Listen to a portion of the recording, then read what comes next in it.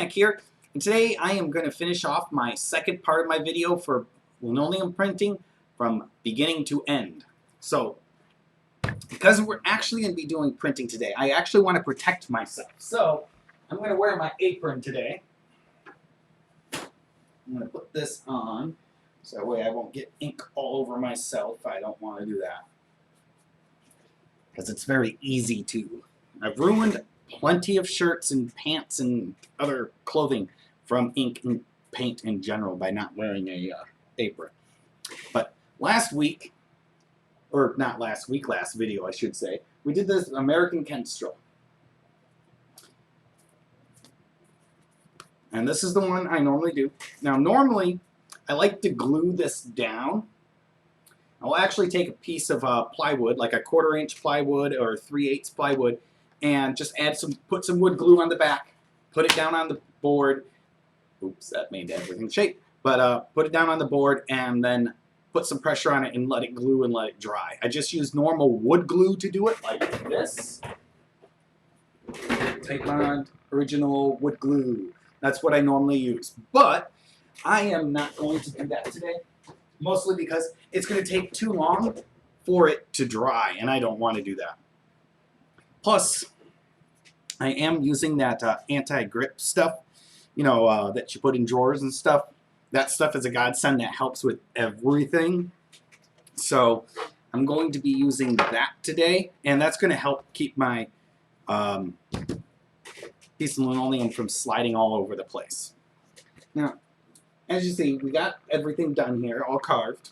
And some people will cut along the edge here and cut away this entire thing like this. They'll just cut around the whole edge. And they do that because that way they aren't going to get ink on other things, or like get ink in this part and everything. They don't want to get ink there, and then when they print it, you can see that ink. I don't like doing that, mostly because I just don't like doing it. There are a few things you could do. You could get a simple piece of paper and just cut an outline and put it over this if you're really worrying about it. Or you could just be like me and just be careful. And that's what I'm going to do, is I'm just going to be careful today. This one isn't going to be so bad that I should get a lot of ink everywhere. I mean, I always get a few inclusions on everything, and that's fine with me because that is my printing style. So I'm not going to cut anything out. I'm not going to put a piece of paper over it as I ink, or put it over it after I finish inking, whichever way you choose to do it. Or glue this down like I normally would, because I do like to prefer to glue them down. But I'm not doing that today, like I said.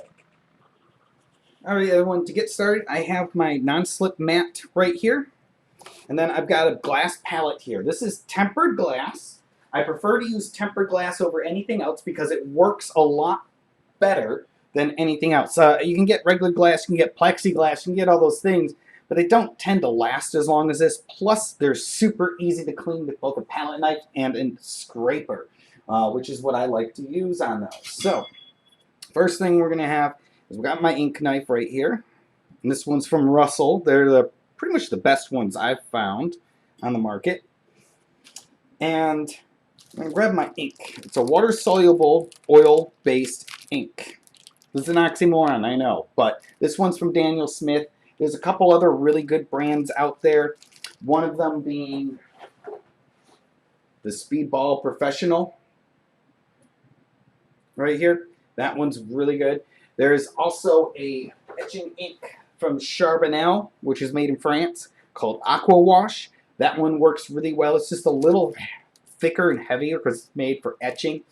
You can use a little bit of their Aqua Wash oil, like a drop or two, that might help loosen the viscosity of it. And then there's another one called Cranfield, and it's a calico or something like that. I'm not familiar with it. That one's made in the UK.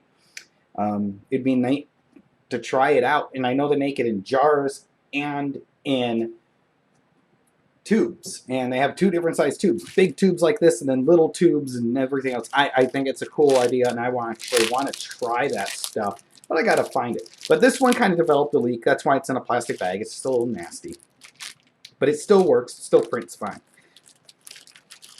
I'm just going to squirt a little bit right there.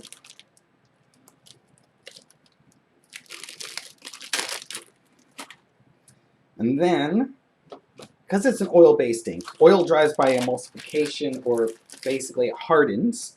I'm going to, oh boy, I should not have done that. But I'm going to put these gloves on first. These things are tight. I think they're a little too small. I'm going to use cobalt dryer. This one's from, of course, Daniel Smith, because I worked there and I got so much stuff from them, and they don't make any of this anymore. Mostly because there's no interest for the product to carry it. But you can get cobalt dryer from other brands. Someone makes it. You could even try Japan dryer. But basically, you just put a couple drops of it in there. And now I am wearing gloves when I'm handling this stuff because it's not very fun. And it's kind of a, I don't know if you can see, it's kind of purpley blue. You can see all the staining and everything on here. It works really well with dark colored inks. And what it does is it speeds up the emulsification process. It makes the ink dry faster, at least oil-based ink. It does not, or water-soluble oil-based ink, it does also. The other modifier I will sometimes use is Miracle Gel Reducer. Looks like this. And you add a little tiny bit of this to your ink. I will not be doing that on this one because this print doesn't have any large black areas on it. So if it had large black areas or large flat areas, I should say, I would be using the tack reducer or the Miracle Gel Reducer. Gamblin makes a tack reducer. Crayon-Field makes a tack reducer. You know, Hanco and Setswell. You know, the Hanco Setswell is a tack reducer, basically, or Easy Wipe. There's a bunch of them. So basically, I want to mix the cobalt dryer into the ink. And I'm just going to keep going like this.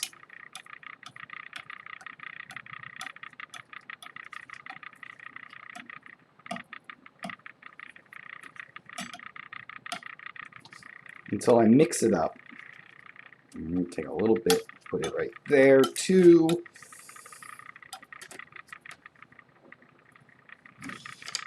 And now I've got that. And then I'm going to take my brayer and get a coating of ink on it. Doesn't have to be completely covered, as you can see. It doesn't need to be perfect. And then I'm just going to start rolling it out right here. And as you can see, this area right here and up here is a little high. And you can kind of hear this sound of that. And you can see you do not want a lot of texture in this ink. You want it to be super smooth when you roll it out. And right now it's getting to that super smooth point. I'm going to roll out a little bit more over here and get some of the ink off of that.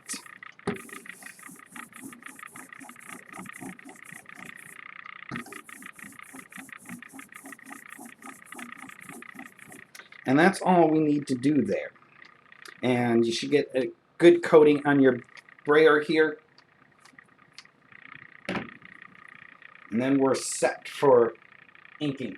Now I just moved my inking plate off to the side on another little table behind me. Yes, I brought in a little table in this tiny little space and basically trapped. And I'm just going to set my linoleum down here.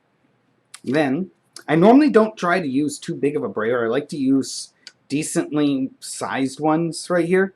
I'm just going to roll this back and forth both ways. And get a good coating on it. You can see I am hitting other areas. And it's probably because of this flexible surface here from the anti-grip thing. This is why I like to mount it down to wood typically.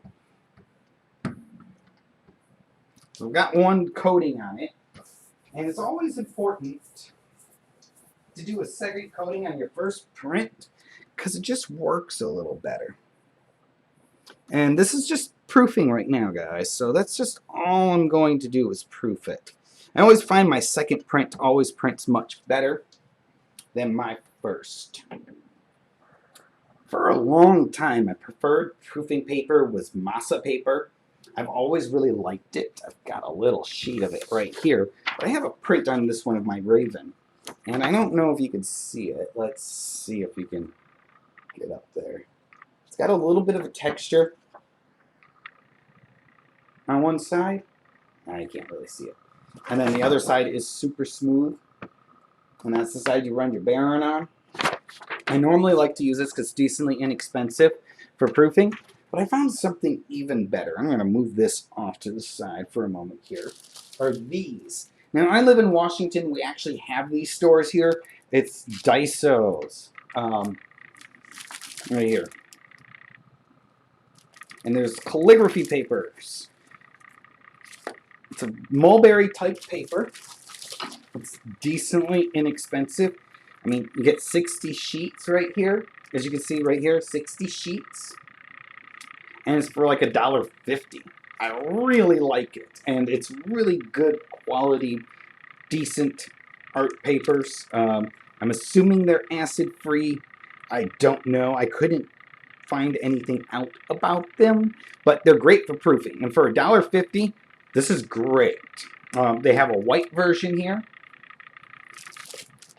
As you can see, white, and then a natural one. You can kind of see the color a little bit more better here. I actually like the natural. I find it actually has a different texture and prints a little better. And I don't know if you can see it. Yeah, it's got a little bit of a texture to it. One side is smoother than the other. And when you pull it out of the package, the smooth side is the side that's on the top up here. And then the textured side is the side that's on the bottom. It even has, looks like, laid lines and everything. So I don't know what the deal is with this, but it's nice, decent, cheap, inexpensive paper that works really well. I mean, they sell it for calligraphy, but it also works for block printing and linoleum printing, which is one of the reasons I like this stuff. So we've got our image here, or our plate.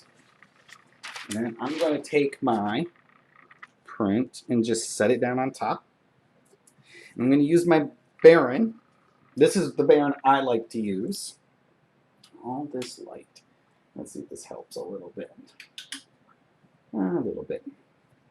So, oh boy, that one did not help so great. This one is made of plastic. It's got these, you can see the little ridges on it, the bumps. And this is actually sticky, and you can replace these.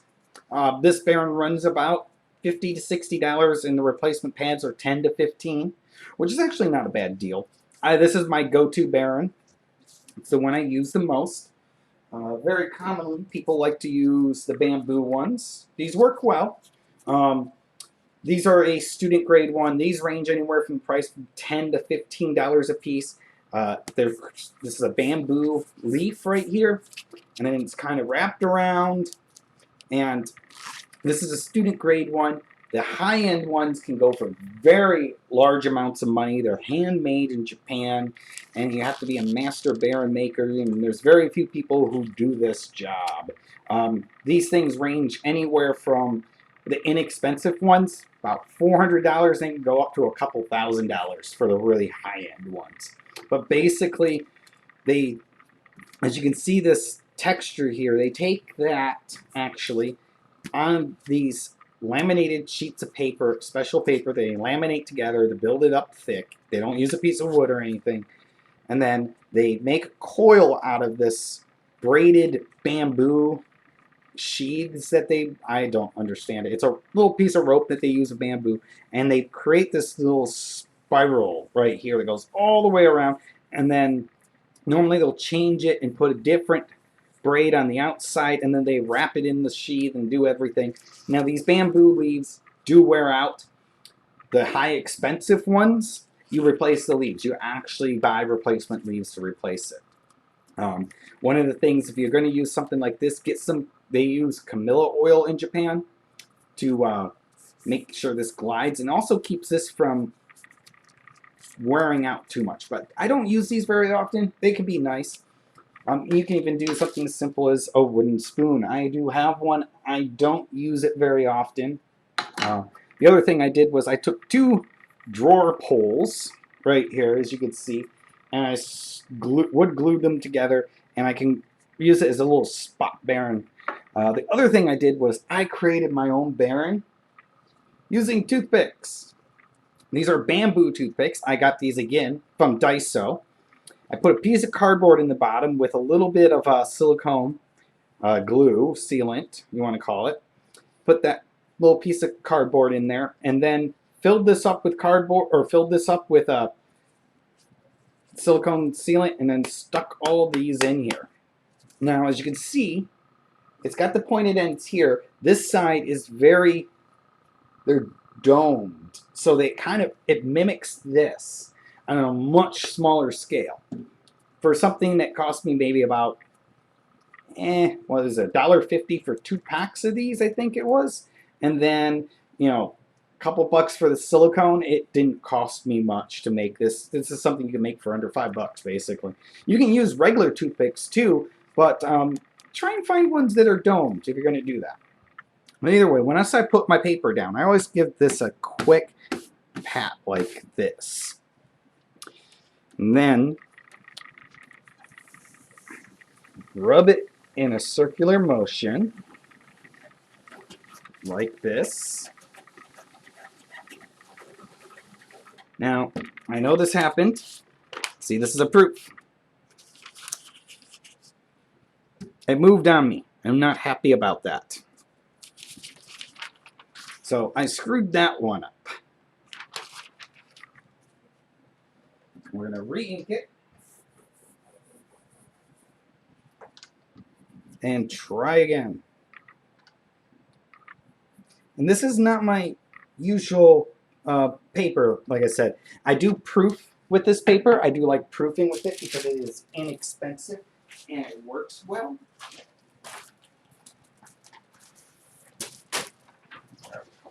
Set it off to the side here. I'm actually going to switch up barens. I'm going to use my small one here.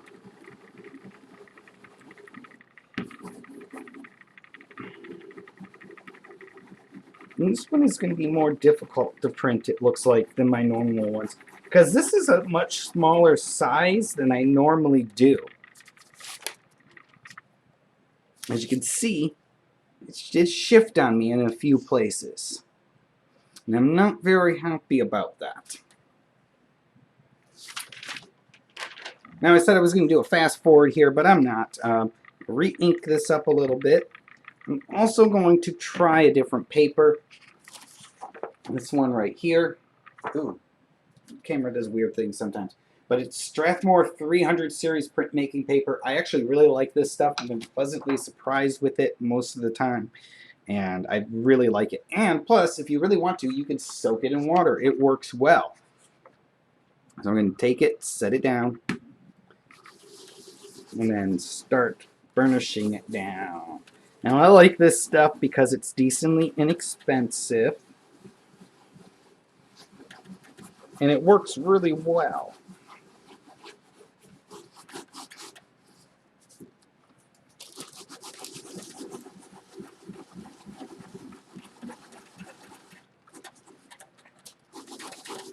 You can kind of see, you might not be able to on camera, but there is a little bit of a faint bleed through with the paper. Image is starting to come through a little bit. Nope, that one also did not work very well. I was not that happy with it. I'm going to give one other thing here a try, guys. So I've gone ahead, got my, re-inked up my print, got my paper. Basically, it just needs to lose that crispness if you're actually going to soak paper. Most Japanese papers I don't recommend soaking. They're a little too fragile. And whenever I do that, I do use my parchment paper. You know, I'm a fan of this stuff. Because when you're using it with wet paper, Your baren likes to chew it up. I'm not sure if you guys can see. You can kind of see the faint image of this coming through the paper. It's one thing that soaking paper does.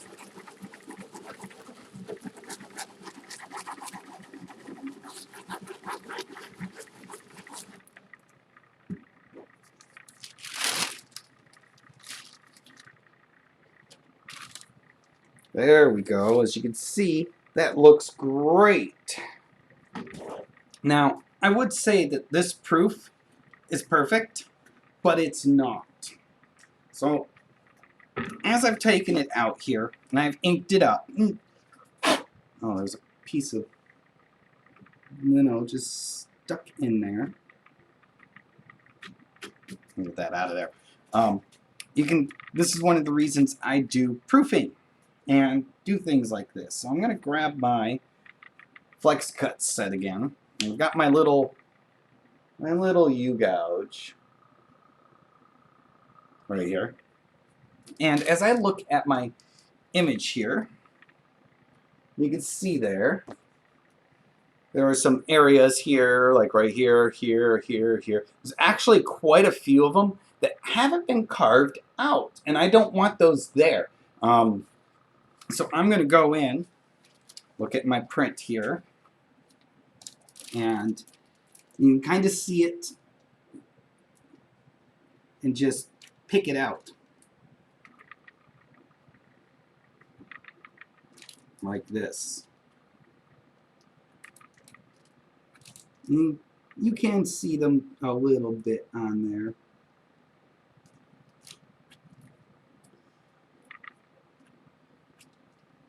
Now, to some people, this may not matter, and you don't have to do this step. This is something I do. It's how it's part of my process of being a printmaker. I like to try and get this stuff as close to perfect as possible. You'll never get complete perfection, and I've accepted that, and I'm okay with it. It doesn't bother me, but there are some things I do want to be perfect. And it's very easy to see everything with the ink on here, but once you've done a print, the ink isn't, it's very light. It doesn't come off very much right now. It's not dried. It's not, because this thing isn't dry. It's just, it's such a thin coating of ink that it doesn't really do anything. And if you guys are having a hard time printing, try using multiple layers of ink. Do really, really, really thin layers. You really have to roll it out well. That's one of the mistakes that a lot of people make, is they do not roll out their ink properly the first time. They always use too much ink, because most of the time what happens, it's better to use,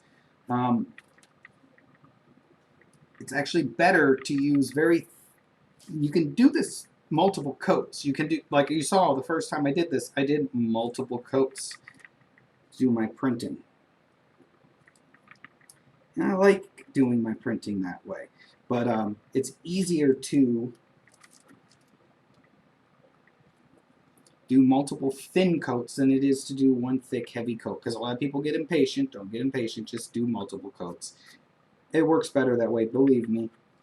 And it always seems like after you do the first coat or the first test, it always seems like now there's a bunch of ink on here that's good to go.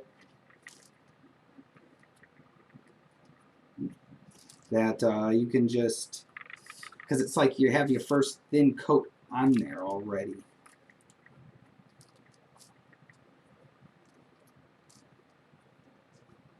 So I'm going to finish this up. Now, I said if you don't want to have all this showing up in your print, you can make a little mask. So I have one of my failed proofs. I don't need a perfect one. And a piece of Mylar. Like I said, I love Mylar. It's one of my favorite things to use. And an X-Acto knife. And then I'm just going to simply cut into this. You can do this with paper too. But I'm just going to use Mylar because, A, I like Mylar.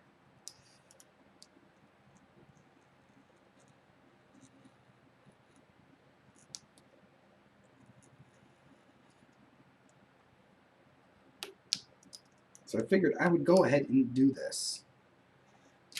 Because I think this print is a little bit more difficult for me because it's so small. I normally don't do things small like this. At least when I say small, it's very narrow, I should say. Most of my other prints take up much larger amount of space on here. American Minstrel is just a small bird. I mean, it's only about, honestly, for a bird of prey, it's only the size of about an American robin. It's not very large. So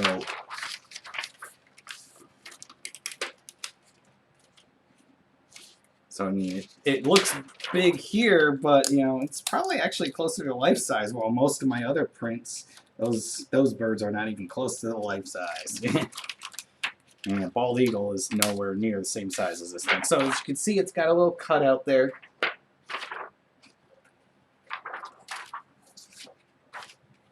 And when I do this, right here, get some more ink on my brayer here, and then ink this up.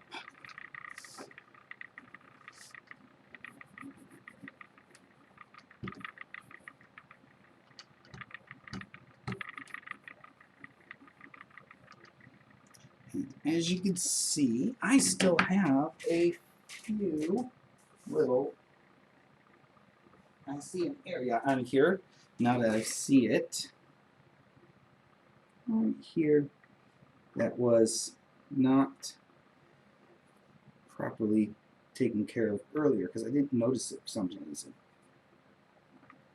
Now you guys might notice I'm no longer wearing my gloves, which is probably not a very good idea actually, because I didn't tell you, but the cobalt dryer here, as you notice, I keep it in a little plastic baggie, and I don't touch it unless I'm wearing gloves, because cobalt is pretty nasty stuff, and it's not something that we want to be exposed to a lot of. That's why I wear gloves when touching it. Now, it's mixed into the ink, and I'm touching the ink, and it's probably not the best idea. But either way. So now that now that I have this done, I'm going to, let's move that print out of the way. I got another sheet of paper here, which I've wetted. I'm just going to set it down on top.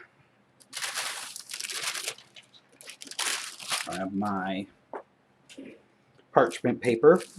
Grab my little tiny baren here. I'm actually going to use my big baren. I like my big baren.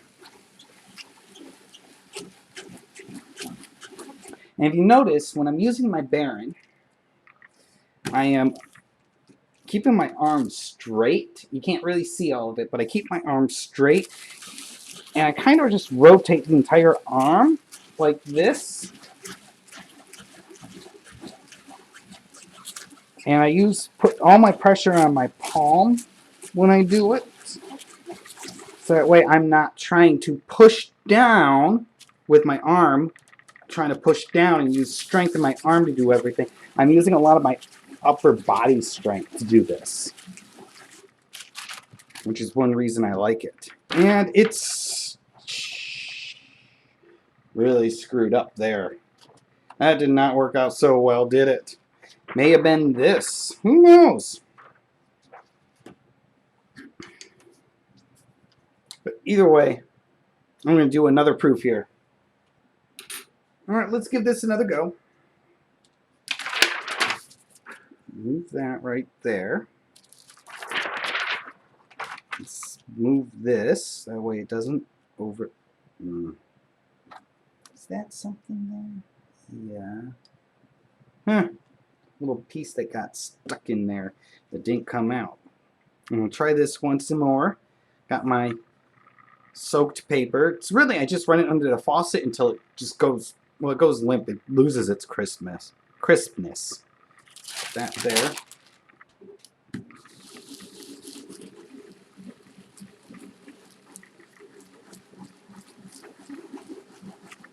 Yeah, so everything shifted on me, and I don't know if that was because the Mylar moved or what happened there.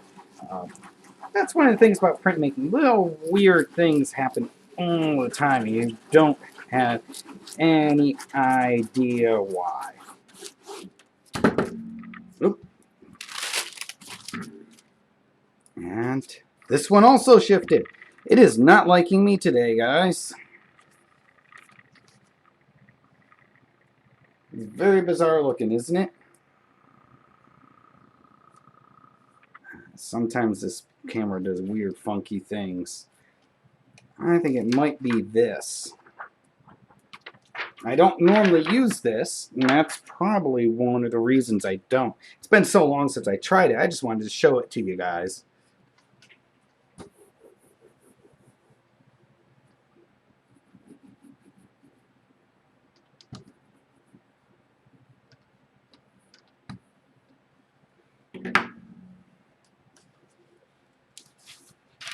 So I'm not very happy with the way this is coming out.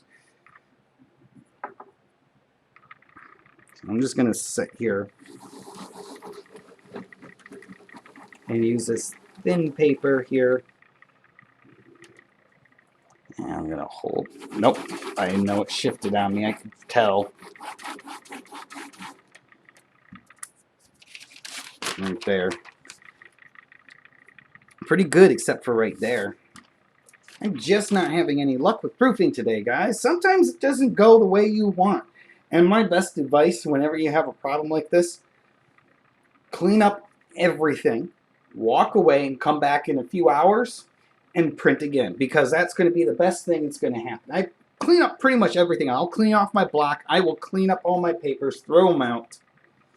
I won't clean up my ink because even though I put the cobalt dryer in it, that ink is still good for a few hours. So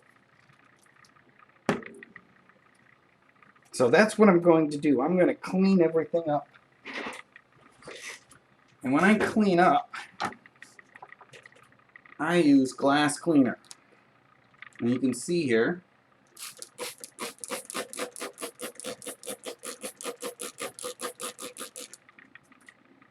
just let it set for a few moments.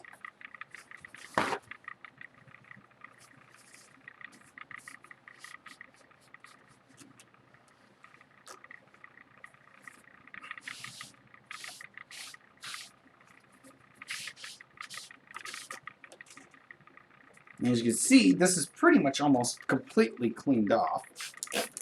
I'm going to give it another squirt, just a little bit less this time.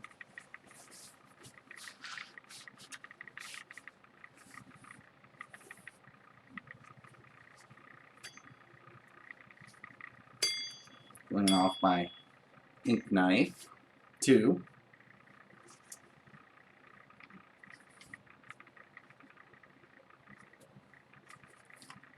And I'll actually clean off my brayer, too. In order to do that, I'm going to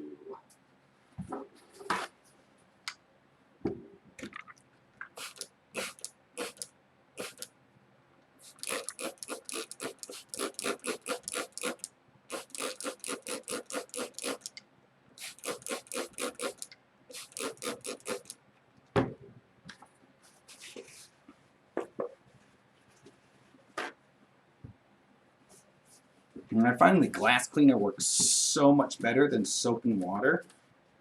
Alright, I know I said it was going to take some time, and I am. I'm walking away from this in just a moment. As I said, I glue mine down, typically, and I'm going to do that. I always find myself fighting with these much more than if I don't.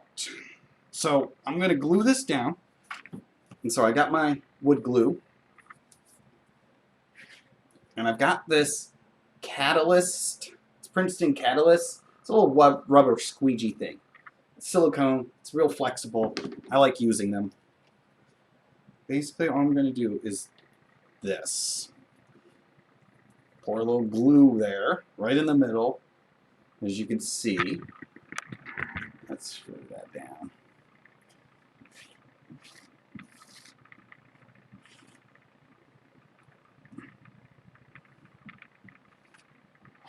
I'm going to put a little bit of glue on here like this. Try to cover the entire area. Move that off to the side just a little bit. And do this quickly, because I don't want the glue to harden on me. And that happened here. Okay, forget it. I'm just pouring some out.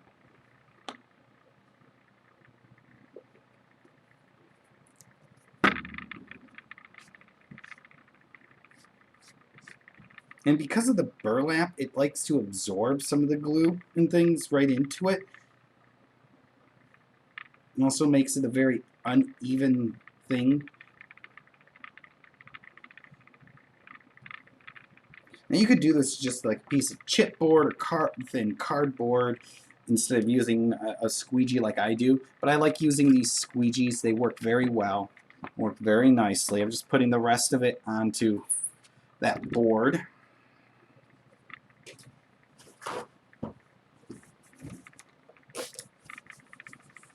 I'm going to clean off this glue first. It's kind of funny how with the Windex it just kind of pills up.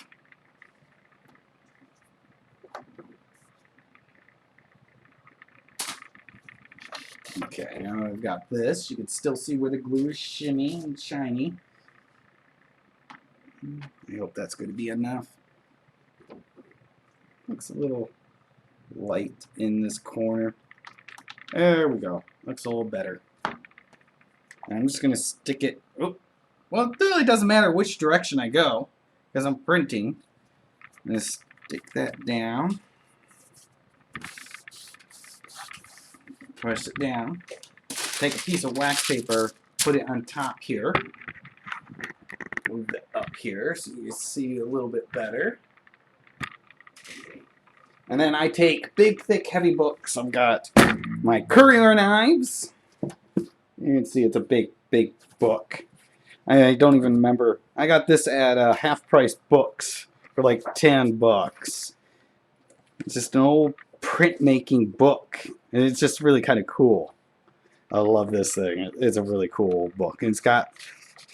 Anyways, it's just that. And I also have my 11th edition Gardener's Art Through the Ages. You can see how thick these two books are.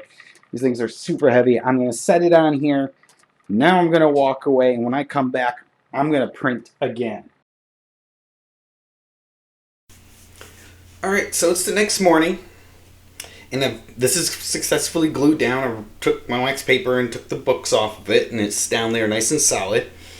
I decided to wait till the next morning to start the video instead of just a few hours to make sure the glue was completely dry. I've gone ahead and re-inked this.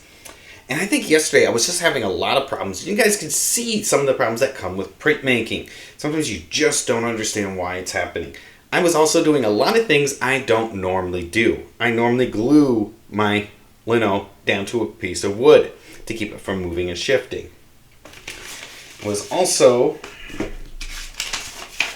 using the Mylar shield right here, which is not something I normally do. I've done it before in the past, but it's not something I typically do with this.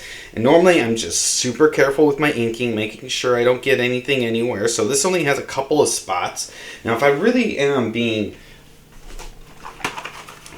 don't want something to show up on here, what I'm going to do is this. I'm just going to take a little bit of my glass cleaner and a Q-tip, as you can see here, and rub it on here and get away and remove these areas.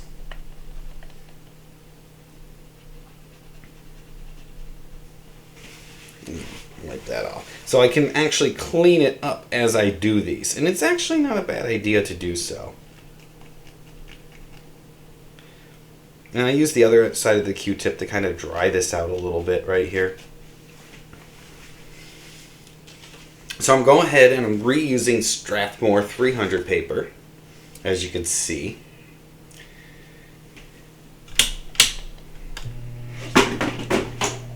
Something fell.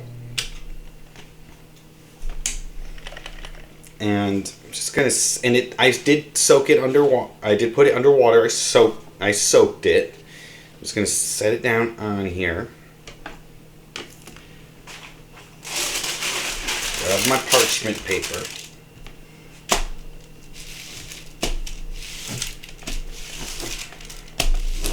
Just go like this. And very carefully move my baren in small little semicircles. And I don't know if you guys could see this. Man, this is squeaky as all hell.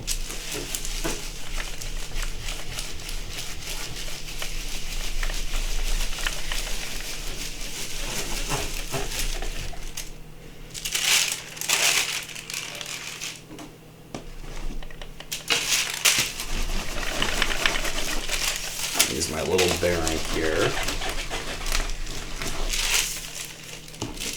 Let's take a look here. Alright, this is perfect. This is a great print. I am very happy with it. I do see one little teeny tiny area down here, but that's fine. Everyone, thanks for watching my video. You can give me some much needed support by clicking the thumbs up down. That helps support me. Also, you can follow me on Instagram at Matt Pernak. The link will be down below. Also, finally, I do have an Etsy shop. You can purchase a print from me. You can just go to my Etsy shop. It's called Printing Pernak, or there's a link down below. Until next time, guys, thank you.